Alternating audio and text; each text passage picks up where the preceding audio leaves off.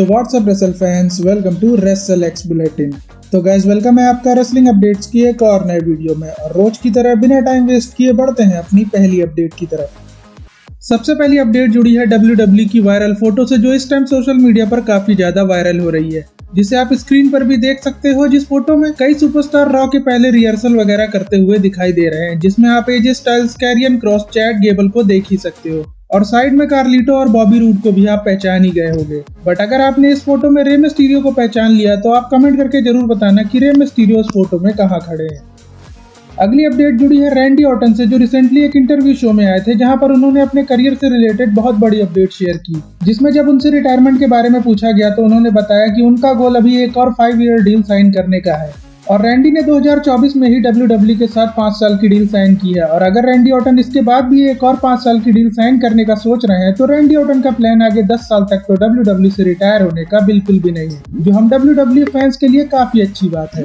और इसके अलावा रैंडी ऑर्टन ने जॉन सीना के साथ रिटायरमेंट टूर पर एक मैच करने को भी बोला है, जिसमें उन्होंने कहा है कि वो कुछ भी करके जॉन सीना के रिटायरमेंट टूर पर उनसे एक मैच जल्द ही करेंगे।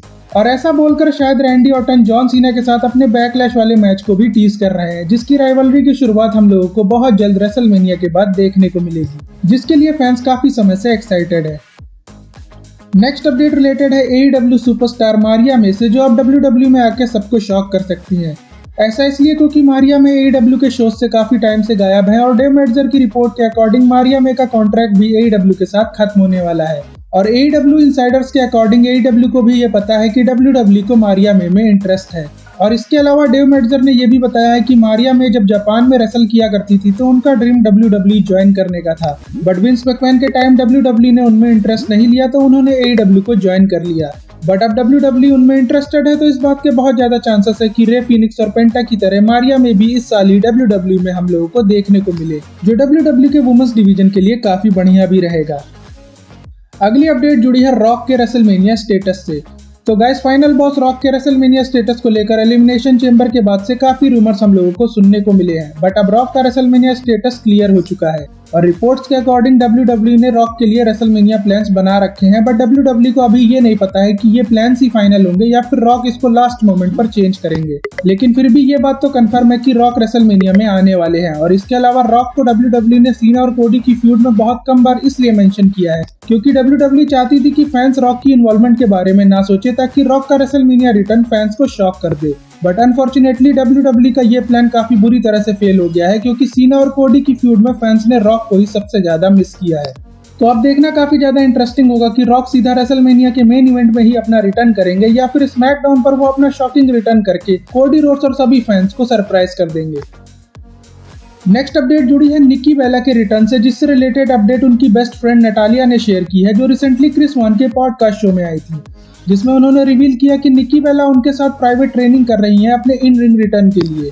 और उनका रिटर्न कब होगा उससे रिलेटेड भी एक अपडेट सामने आई है, जिसके अकॉर्डिंग निक्की बेला के लिए WWE ने इवोल्यूशन PLE में मैच कराने का प्लान किया है। यानी कि इवोल्यूशन PLE के रिटर्न के जो रूमर्स हम लोगों को सुनने को मिल रहे थे वो अब सच होते दिखाई दे रहे हैं। और निक्की बेला तो बस एक ही लेजेंडरी नाम है वुमेन्स डिवीजन में, बट चांसेस बहुत ज्यादा है कि ट्रिपल एच कई और लेजेंडरी डिवास को भी इवोल्यूशन PLE में लाने की कोशिश करेंगे, ताकि इवोल्यूशन PLE को लास्ट टाइम से बहुत ज्यादा सक्सेस मिल सके। बाकी अगर निक्की बेला ट्रेनिंग कर रही हैं तो आप ये भी उम्मीद कर सकते हो कि रॉयल रंबल की तरह रेसलमेनिया में भी उनकी सरप्राइज अपीयरेंस हम लोगों को देखने के लिए मिल जाए। अब बढ़ते हैं अपनी फाइनल अपडेट की तरफ, जो जुड़ी है पॉल हेमन और रोमन रेंस की स्टोरी लाइन से। तो गाइस रॉ पर जो कुछ हुआ है उसके बाद अब ये तो क्लियर हो गया है कि पॉल हेमन CM पंक के साथ ही इस बार की रेसलमेनिया में एंट्रेंस करने वाले हैं। बट वो मेन इवेंट खत्म होने के बाद किसके साथ होंगे ये देखने वाली बात होगी। और रॉ पर जो कुछ हुआ है उसके बाद तो फैंस को यही लग रहा है कि पॉल हेमन अब रोमन रेंस का साथ तो नहीं देंगे।